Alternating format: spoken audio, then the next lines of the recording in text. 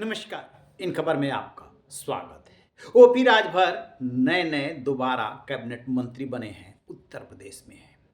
मंत्री बनते ही एक सभा में उन्होंने अपने गमछे की याद दिलाई थी और कहा था कि जाकर के एसएचओ और दरोगा जी को बताना कि मंत्री जी ने भेजा है, उनकी कहाँ हिम्मत जो हमसे पूछ ले।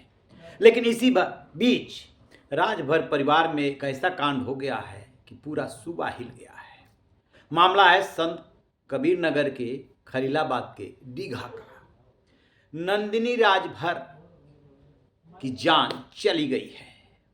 अब ओपी राजभर से लेकर के पूरा सूबा हलकान है। नंदिनी राजभर कौन है, उनकी जान किसने ली, ये बहुत ही महत्वपूर्ण सवाल है।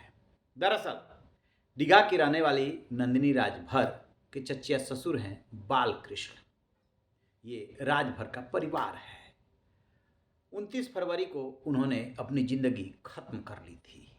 वजह, सड़क के किनारे उनकी जमीन थी और यादवों ने, जिसमें कि ध्रुवलाल यादव, ध्रुवचंद यादव, श्रवण यादव और पन्नेलाल यादव आदि शामिल हैं, उन्होंने लिखवा ली।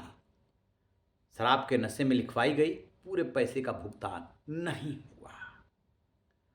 जैसे ही उनको धमकी मिलने लगी और उन्होंने अपनी जिंदगी खत्म की, इसके बाद आती हैं नंदिनी राजभर सामने और वो केस की पैरवी करने लगती है। अब ये जो जमीन के भूखे भेड़िए हैं, इनको ये कतई बर्दाश्त नहीं था कि एक महिला पैरवी करे और जमीन उनके हाथ से निकल जाए। पैसा दिया नहीं, जमीन लिखवा ली और इसी बीच कल उनकी जो है ले ली जाती है जान। जैसे पुलिस को पता चला, उसके हाथ पैर फूल गए। यहाँ पर थाना खलीलाबाद के अंदर में नंदिनी नामक एक महिला है। इनकी एक धारदार से इनकी हत्या हुई है।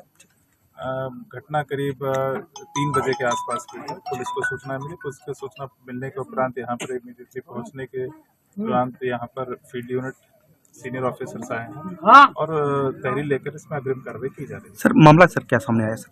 मामला अभी इन्होंने करीब 10 दिन पहले एक भूमि के संबंध में विवाद हुआ था, जिस विवाद को लेकर 3-4 लोगों के नाम इन्होंने दिए हैं, तहरीर में नाम दिए हैं। हम लोग उसकी जांच कर रहे हैं और जैसे भी जांच के अनुसार चीज़ें आगे बढ़ेंगी आगे। वो सुभाषपा की महिला मोर्चा की प्रदेश महासचिव भी थी। ओपी राजभर भी जानते हैं। अब ये ओपी राजभर के लिए चुनौती है कि कैसे उन लोगों के खिलाफ एक्शन जो भूमाफिया है। याद है ना देवरिया का वो कांड?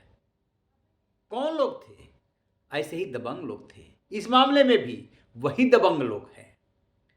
अब खबर आ रही है, सीएम योगी ने इस घटना को बहुत ही गंभीरता से लिया है। लोकसभा चुनाव सिर पर है। क्या संदेश जाएगा?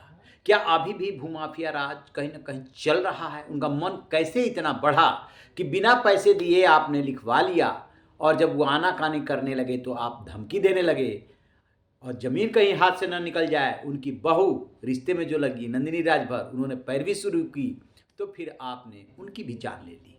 एक घर से एक ज़मीन के टुकड़े के लिए 2 जान चली गई। कौन देगा जवाब?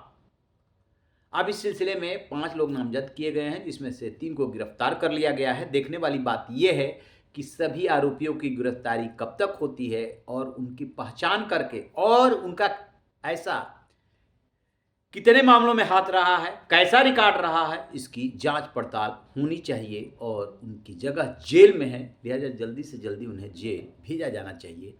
देखते हैं कि ये मामला कितना तूड़ पकड़ता है।